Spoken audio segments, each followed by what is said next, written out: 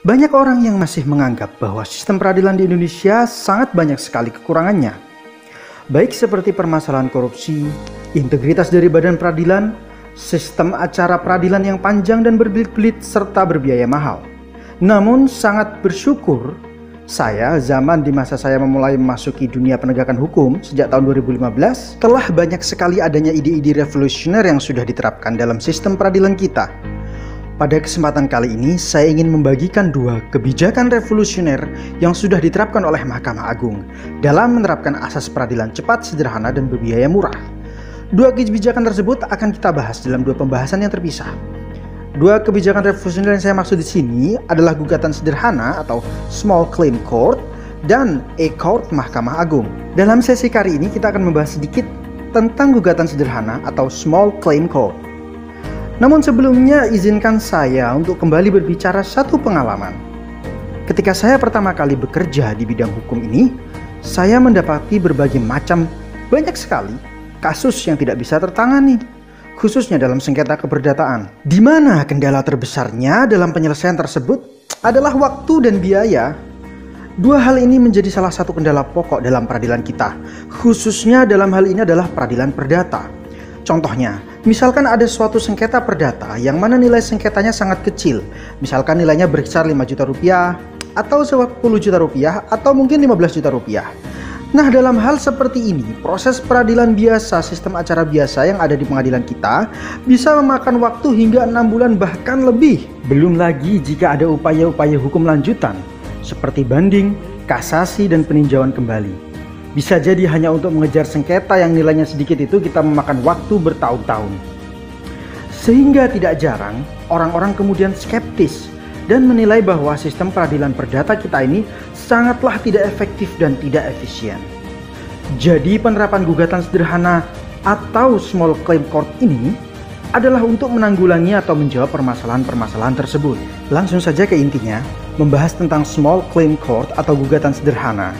GS atau gugatan sederhana atau Small Claim Court ini diatur dalam Perma nomor 4 tahun 2019 tentang perubahan Perma nomor 2 tahun 2015 tentang tata cara penyelesaian gugatan sederhana, dan Perma nomor 14 tahun 2016 tentang tata cara penyelesaian perkara ekonomi syariah yang di dalamnya juga menjadi dasar hukum bagi penerapan gugatan sederhana di lingkup peradilan agama.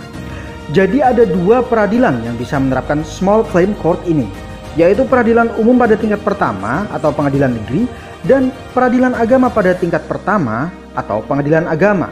GS atau Small Claim Court sendiri adalah tata cara pemeriksaan di persidangan terhadap gugatan perdata dengan nilai gugatan material paling banyak 500 juta rupiah yang diselesaikan dengan tata cara dan pembuktiannya sederhana.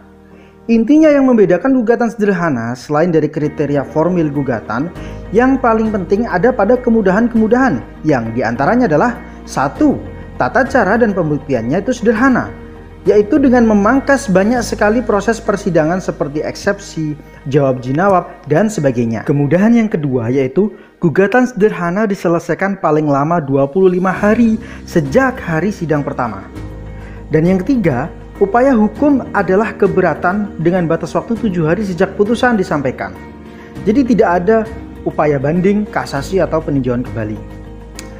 Kriteria gugatan sederhana, para pihak harus memenuhi kriteria, yaitu diantaranya yang pertama, masing-masing satu penggugat dan tergugat yang merupakan orang perseorangan atau badan hukum. Penggugat maupun tergugat dapat lebih dari satu apabila memiliki kepentingan hukum yang sama. Kriteria yang ketiga, jenis perkara yang dapat diselesaikan melalui mekanisme gugatan sederhana ialah berupa ingkar janji ataupun perbuatan melawan hukum, kecuali untuk perkara yang telah dikecualikan seperti sengketa atas tanah dan atau perkara yang masuk yurisdiksi pengadilan khusus. Dan kriteria yang keempat, nilai gugatan material paling banyak 500 juta rupiah. Nah, bagi saya gugatan sederhana ini sangatlah revolusioner, karena dengan kebijakan ini peradilan dapat semakin efektif hingga puluhan kali lipat dalam penyelesaian perkara dari pencari keadilan dari sebelum-sebelumnya. Berdasarkan data Kementerian Koperasi dan UKM RI mencatat bahwa secara jumlah unit usaha kelas mikro dalam masyarakat memiliki pangsa sekitar 98% atau 63 juta unit dari total keseluruhan pelaku usaha di Indonesia pada tahun 2018. Kriteria usaha mikro adalah memiliki aset maksimal 50 juta rupiah dan omset maksimal 300 juta rupiah. Jelas sekali, skala sengketa yang potensial terjadi di Indonesia umumnya adalah sengketa dengan nilai kelas mikro, dan gugatan sederhana dengan batasan nilai kerugian 500 juta rupiah ini dapat mempermudah penyelesaian sengketa tersebut. Saya berharap sistem gugatan sederhana dapat terus diperbaiki dan akan muncul kebijakan revolusioner lainnya di dalam sistem peradilan kita. Masih banyak sebenarnya yang bisa dibahas dari gugatan sederhana ini, namun insya Allah akan kita rangkum lain waktu. Wassalamualaikum warahmatullahi wabarakatuh.